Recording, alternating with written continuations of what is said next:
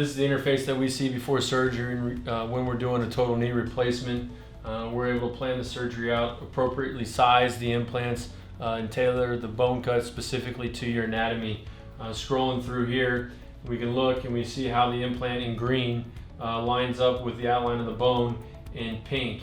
And what we look for is we want to match up this curvature right there where your patella glides, and then we want to see how the base plate sits on the tibia. We can plan our varus valgus, which means your leg goes in or out, and how much bone we're taking. Planning preoperatively with this software and then implementing it with the robot is significantly different than the conventional off-the-shelf cutting blocks. Utilizing the robot, we're able to take millimeters from the inside or outside, the front or the back, however we need to in order to get this implant to be a well-balanced knee.